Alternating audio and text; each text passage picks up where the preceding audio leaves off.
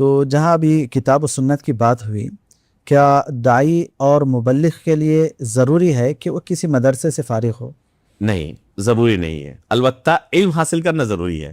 علم حاصل کرنا ضروری، مدرسے کے اندر ہی وہ علم حاصل کرے یہ ضروری نہیں، علم حاصل کرنا ضروری ہے۔ اس لیے جب آپ نے پوچھا کہ بردرس سے مراد کون ہے، تو ہم نے اس وقت کیا کہا تھا کہ اساتذہ کے سامنے بیٹھ کر معروف طریقے سے بتدریج انہوں نے کتاب و سنت کا علم حاصل نہ کیا ہو۔ تو یہ ہے حقیقت میں اصل شرط کہ استاد سے اس علم کو حاصل کیا ہو، استاد کے سامنے بیٹھ کر بتدریج معروف طریقے سے علم کو حاصل کرنے والا ہو۔ تو اس سے یہ پتا چلا کہ استاد کا ہونا ضروری ہے۔ اب یہ استاد اپنے گھر میں بیٹھ کر کسی دوسرے کو تعلیم دیں، کوئی شخص جائے اور کسی استاد کے گھر میں جا کر ان کے پاس پڑھے، یا پھر وہ استاد مسجد میں بیٹھیں، یا پھر مدرسے کے کلاس روم میں بیٹھیں، کہیں پر بھی بیٹھیں، لیکن استاد کے سامنے بیٹھ کر اس علم کو حاصل کر بتدریج آگے بڑھنا، اسٹیپ بائی اسٹیپ، نیچے سے اوپر تک آگے بڑھنا ضروری ہے، اور اس کے لیے صبر کی ضرورت ہے، ایک لمبی مدت کی ضرورت ہے۔ تو یہ ہے اصل شرط۔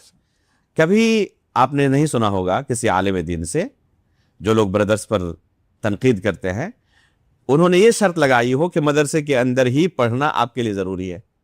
کبھی انہوں نے یہ بات نہیں کبھی نہیں لگائی شرط۔ ہمیشہ وہ یہ کہتے ہیں کہ آپ اساتذہ سے معروف طریقے سے علم حاصل کریں۔ آپ شیخ ابو زید ضمیر حفظہ اللہ کو جانتے ہوں گے؟ جی الحمدللہ۔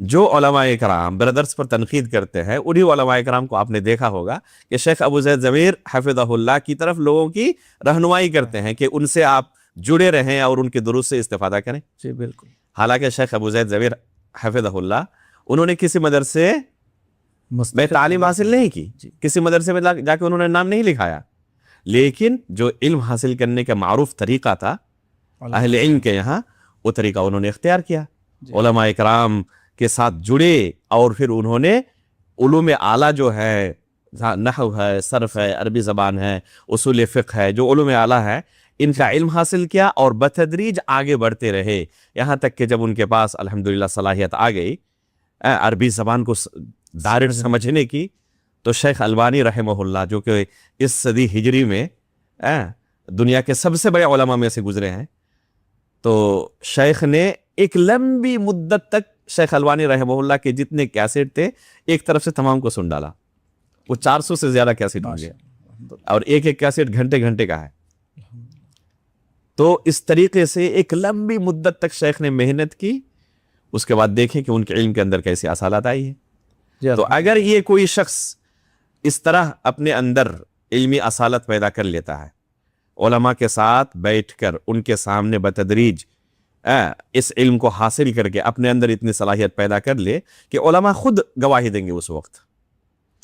اگر علماء ان کے علم کی گواہی دے رہے ہیں اور ان کے پاس سلف صالحین کے منہج کے مطابق ٹھوس علم ہے، تو چاہے انہوں نے یہ علم مدرسے میں استاد کے سامنے بیٹھ کر حاصل کیا ہو، یا غیر مدرسے میں استاد کے گھر میں ہو، یا کسی مسجد میں ہو، یا اور کسی دوسری جگہ پر ہو، تو کوئی حرج نہیں ہے۔